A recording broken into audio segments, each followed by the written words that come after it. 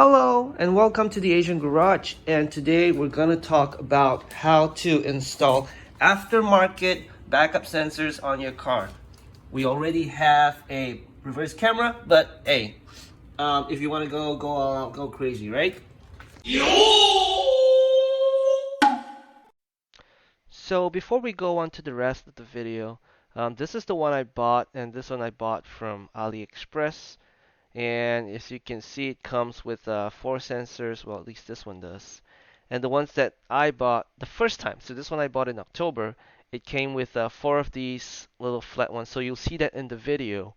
But from October, from the time I install it to the time I actually start to drive with it, it just wouldn't stop beeping for no damn reason. So the moment I set it into reverse, it would just cause problems. So we're not gonna, what I did was I bought a second set, which is this, and this worked perfectly. Now, the width is the same. The diameters are the same as the previous one, so I didn't have to re-drill any holes or drill any new holes.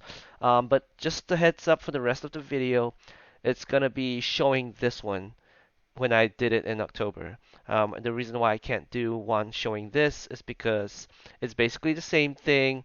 It's just slightly different sensors, but the setup's all the same. Of course, the price is different. And also because it's freezing right now, so I don't think I can do much in my garage. What we have here today is a reverse parking, when you back up sensor. And these kind of go flush with the vehicle, so it doesn't protrude out, so it comes in from behind the bumper and goes in rather than you screw on from both sides. So this is why I got these, because they're going to be nice and flush. So this is a very simple set. It doesn't have one of those that you tie into your backup video and then it shows you where you're gonna hit and how much distance you have left. It's a very simple beeping thing. So you have the off, a low, and a high. I'm just going to keep it on high, but we're going to test the volume of this. And it comes with 4 sensors, and you guys know my car's red, so I have the red one. It kind of matches, so we're pretty good. I don't think we need to repaint this, but if it doesn't match, you might need to get a custom paint back on this before you want to put it in your car. It also comes with the control module with a huge piece of double-sided tape at the back. And let's start by testing this out on the bench. Make sure you have a few things available. One, you need your painter's tape, and then if you can get one of these from IKEA, these flexible tapes, or if you have your own, that's fine. So we want to put this at the back on the bumper so we can measure off from the center, so we know how far we need to go before we put the next sensor. Alright, so it says that the advised position to install the sensors, if you're having 4 of them, that's 0.3 to 0.4 meters apart from each other. So we're going to draw a line from the center of the bumper. So that's 15 centimeters left and right for the first set, maybe even 20 centimeters. And then we're going to see how far the rest we can go. So maybe you want to measure the whole bumper length and see if we need to put 4 of them at 40 centimeters or 30. It also says that the minimum height is at least 0.5 meters to 0.8, so I'm sure we're pretty much clear. I'm going to check that as well because we do have a lowered car also. It's supposed to go beep, beep, beep, but I did not hear that. I only heard the 3rd one and the 4th one. So I don't know if this happens because there's not enough of an object, which I don't agree with. But we're going to try that, and if it doesn't work, we can always get a refund and try it again. Gosh. So the whole kit cost me, I think, like 30 bucks. It's not too expensive. But, any kind of parking sensor system is going to help in any way at all. So this does not come with the display. It only comes with the beeper. And I guess that should work for now. All right, let's start taping the bumper. Okay, so we have this here, and this line actually comes down from the middle of the Audi ring. So this I consider as the center. It comes down here, and I would mark this as the center. So I'm just gonna have a pen and then mark this as the center here. And from here, we're gonna see maybe 20 centimeters here and then 40. So that's a total of 60 centimeters. And so 60 centimeters on this kind of bring us, say, here. Not sure if you can see that. So at this distance here, let me see if you can see that. This is where the final sensor will be, or abouts. And then the second one would be here, and then the third one, you know, on this side here, and then there. So maybe it looks far enough, so we'll probably do that. Let's measure the height, make sure that this is at least 50 centimeters. And we are barely there, so I guess that's the best we can get, 50 centimeters. We're at like 47-ish, 48. But yeah, I guess that helps. That's better than nothing. Okay, so we have drawn a line. I'm not sure if you can see clearly. And where these two tapes meet will be the center of where we're gonna drill through. I think it's a good estimate. Same for here. And we got all 4 points. Now you want to make sure you have tape over where you want to drill, because that helps to prevent the paint from chipping. And drill slow and be careful, and let's start drilling. It's gonna be scary, but let's get to it. Okay, so one thing we didn't expect is that there is a foam bumper thing behind here, so I think we're gonna have to cut out a portion of it so that we can fit the sensor in. But then again, otherwise the hole looks pretty clean. We're gonna file this in a little bit, just the edges, make it a little cleaner. And then we're gonna do the other 3. Now, something stupid, I forgot to charge my drill before this job, so we're gonna have to wait a bit. I'm gonna get some snacks and come back in a bit and drill the rest. So in the meantime, while we're waiting for that to charge, yeah, I forgot I was at IKEA just a while ago. And got the chocolates. I love these $1 chocolates.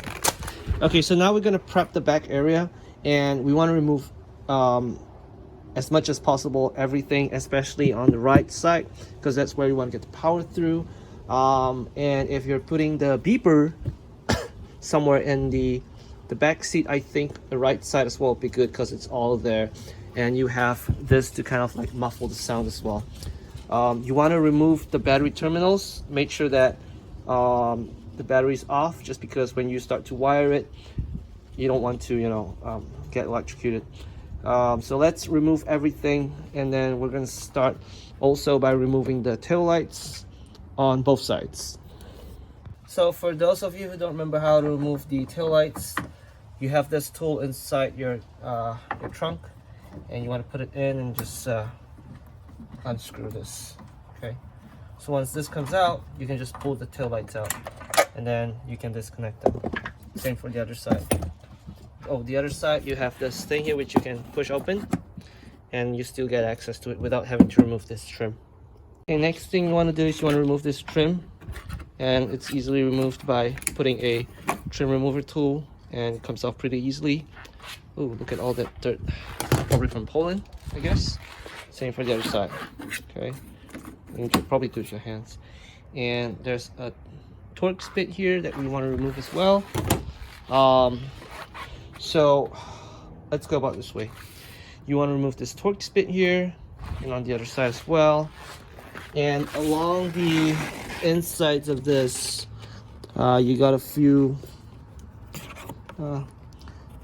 bolts that you want to remove. You got one on top here as well, and another clip here. So it's 1, 2, and I think 3 that you want to remove, or maybe even 4. So I really don't want to lift my car. I'm gonna try and access these and see if we can get them out without lifting the car. I really don't want to lift the car. So we kind of managed to fit it in there. Yay, we don't need to lift the car or remove the wheels.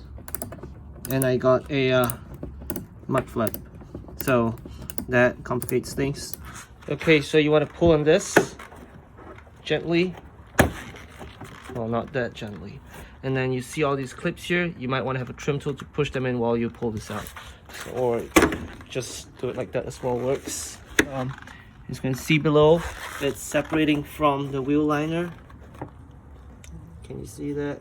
So work your way slowly around all these clips here as well, all the way to the other side. Now make sure you have removed all the bolts from underneath as well.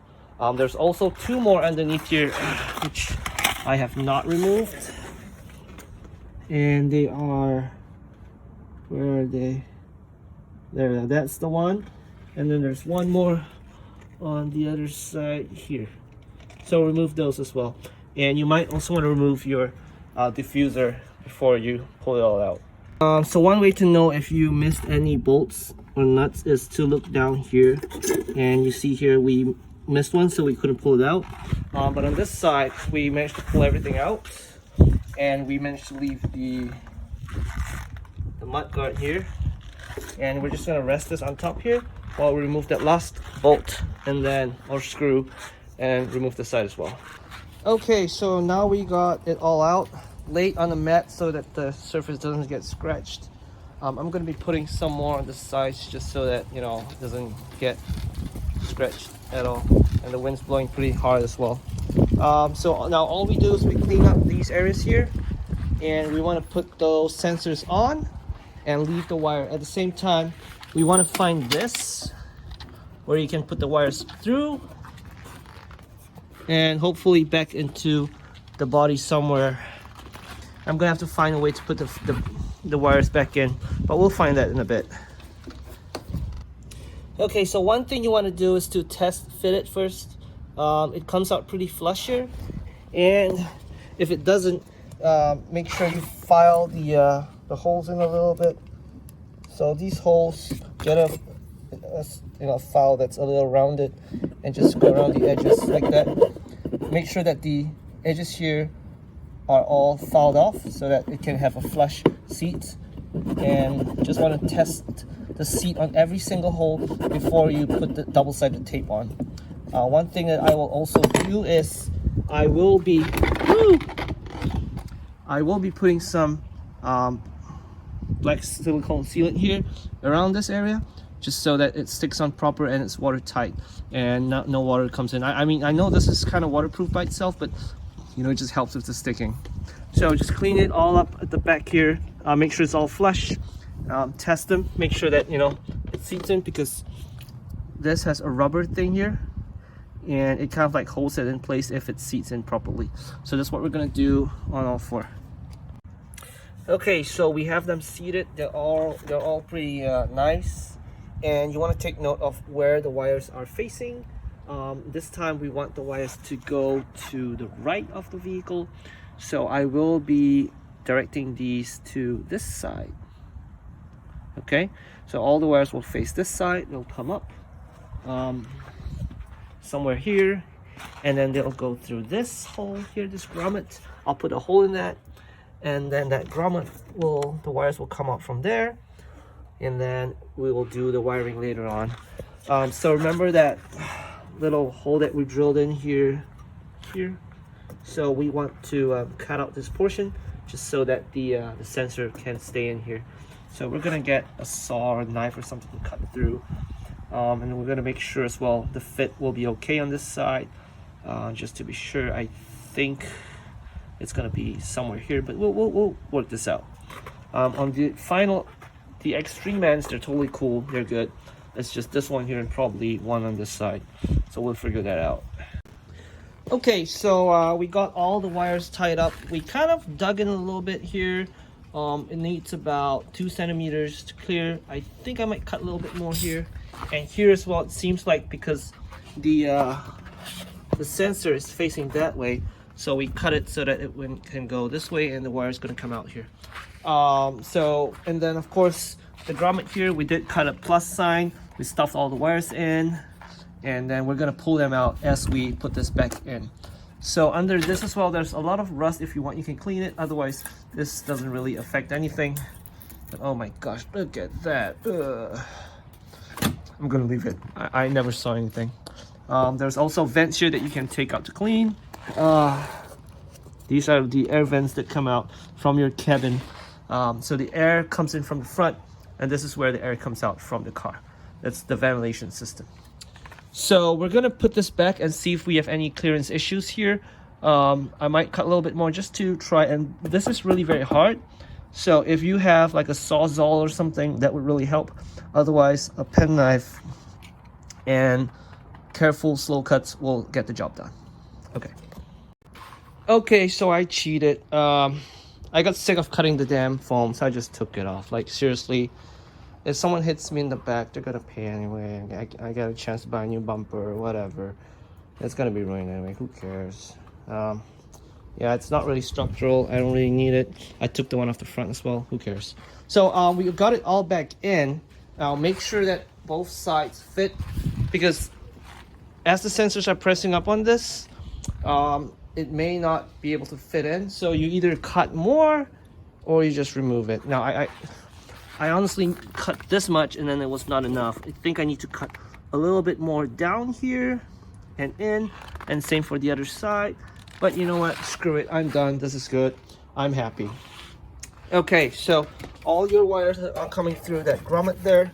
Now you want to arrange this, and of course the shortest one is the one furthest away from you on the left, and we can kind of deduce that. So now we can start to wire everything up, and it's really simple.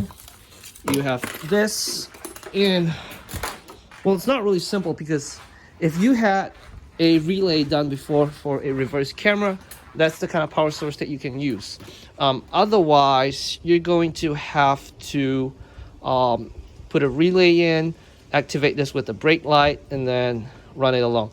I do not think that the brake light power is enough to run this, just because it's a CAN bus for the brake lights. I don't think they really work. Oh, sorry, the reverse lights, not the brake lights. So what I had here, and I'm not sure if you can see, that's a relay there, and that relay powers all my reverse cameras. So I'm gonna tap power off of that. I can't remember which is which, but I think it's the red and the blue. No, it's the red and the black. So we're gonna use the red and the black. I think I'm gonna have to trace the wires again to see which one goes to my brake light or not. But that's the power source that we're gonna use. So when I put it in reverse, why do I keep saying brake light? When I put it in reverse, the reverse light activates the relay, which allows the switch to be on for the power line from the battery, which gives power to my current reverse camera, which is here. So I will be using the same power to power up my parking sensors. Okay, so I finally decided to put the speaker here because there's a switch here to switch it on or off. It's easily accessible. And the unit itself, the control unit, I put it up against the liner here. There's some clear tape, and it kind of like sits in pretty well. And of course, these wires, I'm going to clean them up a little bit, you know, zip tie them up a little. But right now, what I'm going to do is I've cleared the driveway just to see if any error sounds come out. Now, if they still make a sound, then it might mean that these sensors are too low, and I'm just going to leave them on and switch it off. But so let's get in the car for a small test drive just to reverse and see how it goes. Okay, at this point, I want to say that the sensors that you saw previously that I just installed were replaced with new ones that I just installed now in December. That video was taken in October. So now I'm going to show you these new sensors and how well they work. Okay, so let's put it in reverse, and that's my garage door, and let's go back. Okay, so we're getting close.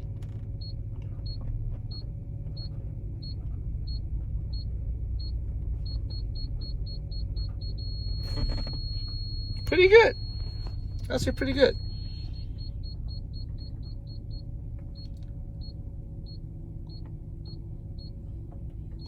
Yeah, that's pretty damn good. Okay.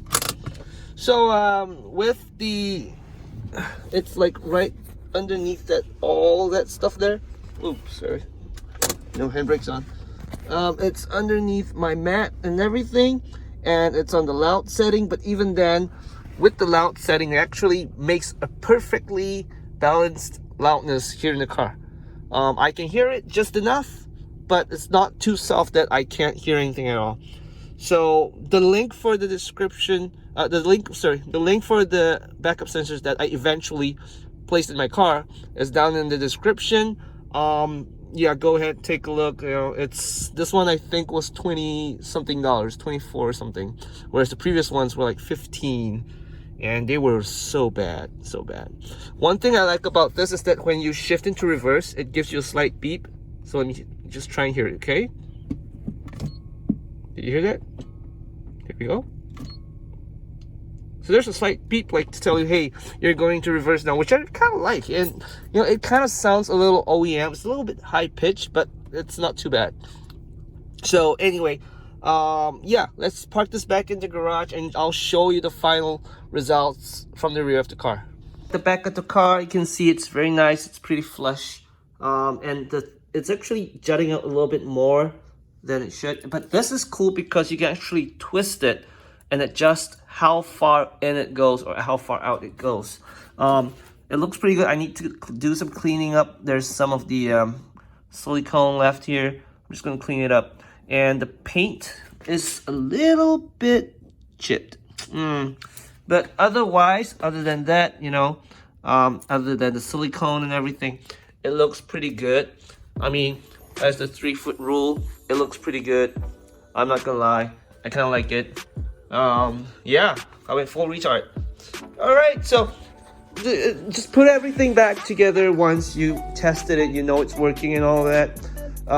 And the whole process should not take you more than, say, really, if you take your time, maybe 2 hours at most. But if you rush it, you could probably get it done in an hour, really. So I hope this helps, and if it did, give me a thumbs up, subscribe, and we'll see you next time. Merry Christmas and Happy New Year, guys. Bye.